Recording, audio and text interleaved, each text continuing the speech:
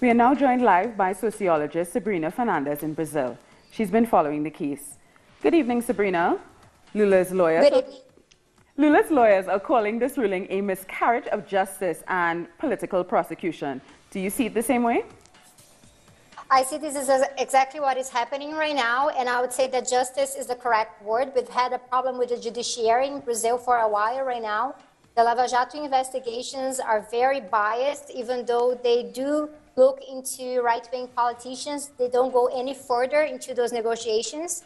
The trial of Lula was clearly sped up in order to get in the way of him becoming a candidate. However, it is not precisely this trial that's preventing him from being a candidate in the presidential run. That would be the official Limpa law or the clean slate law. So I would call this a problem with the bias of the judiciary right now, but this is not necessarily stopping Lula from running just yet. Yeah, but with people in the streets protesting in support of Lula, do you see the Brazilian public losing faith in their own judicial system?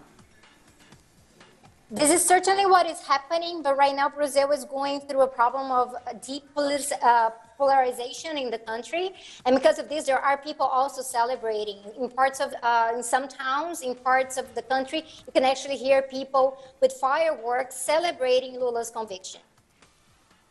Okay, so and what do you think is going to happen in October for the elections with Lula out?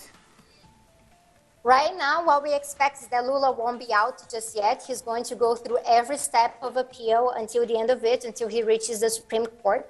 This allows him to be a pre-candidate, so continue the pre-campaign period as he's been on for a while, touring the country and so on. He's even expected to be traveling to the African continent very soon, so we don't think that's going to stop right now.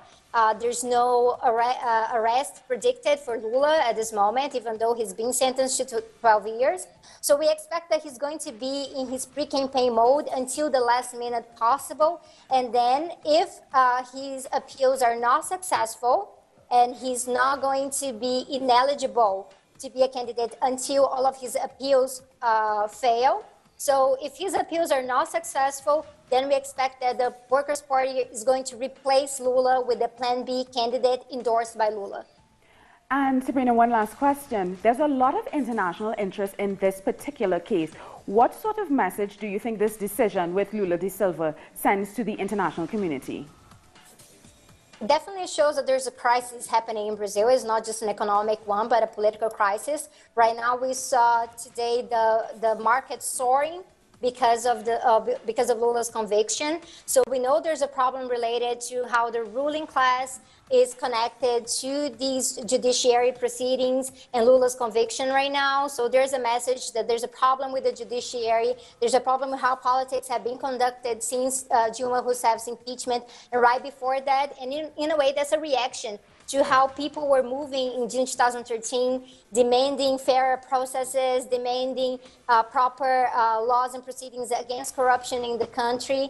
And there's this problem of polarization. And I would urge everyone else to keep an eye on what's going on in Brazil this year, because not everything you see and not everything you hear is going to be dealt with the honesty that's necessary to make sure that all the proceedings this year are fair.